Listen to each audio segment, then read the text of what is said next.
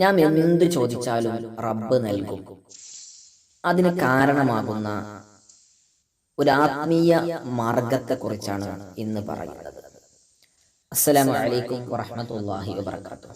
പ്രിയപ്പെട്ടവരെ, നമ്മൾ എന്തെന്നെ ചോദിച്ചാലും റബ്ബ് തരാൻ കാരണമാകുന്ന ഒരു ആത്മീയ വഴി. ദുആക്ക് എങ്ങനെയാണ് ഉത്തരം ലഭിക്കുക എന്നുള്ളതിനെ കുറിച്ച് നമ്മൾ മുൻപ് പറഞ്ഞിട്ടുണ്ട്. അതുകൂടി ഇതിൽ മനസ്സിലാക്കൽ വളരെ പ്രധാനമാണ്. നമ്മൾ ചെയ്യേണ്ടത് യാദൽ ജലാലി വൽ ഇക്റാം, യാദൽ ജലാലി വൽ ഇക്റാം, ഇതിനെ പരമാവധി അധികരിപ്പിക്കുക, പരമാവധി അധികരിപ്പിച്ച് ചൊല്ലുക, ദുആയിൽ ഉൾപ്പെടുത്തുക. കഴിഞ്ഞില്ല, അതിനോട് കൂടെ ലാ ഇലാഹ ഇല്ലാ അൻത സുബ്ഹാനക ഇന്നി കുന്തു മിനൽ ളാലിമീൻ. ഏതാണ്?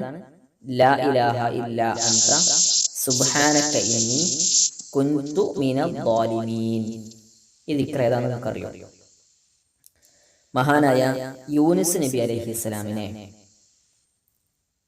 മത്സ്യം വിഴുങ്ങിയ സമയത്ത് യൂനുസ് നബി അലൈഹിസ്സലാം മത്സ്യത്തിന്റെ വയറ്റിലിരുന്ന് ചൊല്ലിയ ദിക്റാണ് ഏത്? ലാ ഇലാഹ ഇല്ലാ അൻത സുബ്ഹാനക ഇന്നി കുന്തു മിനൽ ളാലിമീൻ എന്ന ദിക്ർ.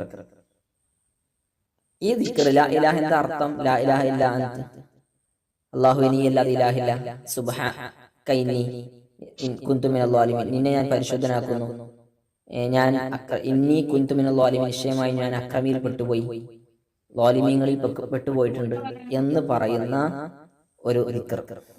ഇത് ഇൻഷാ അല്ലാഹ് ഈ രണ്ട് കാര്യങ്ങളും നിങ്ങൾ അധികമായി ചൊല്ലുക, ദുആയിൽ ഉൾപ്പെടുത്തുക, മനസ്സറിഞ്ഞ് ദുആ ചെയ്യുക.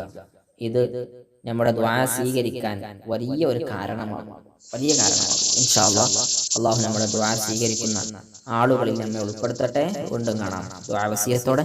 അസ്സലാമു അലൈക്കും വറഹ്മത്തുള്ളാഹി വബറകാതുഹു.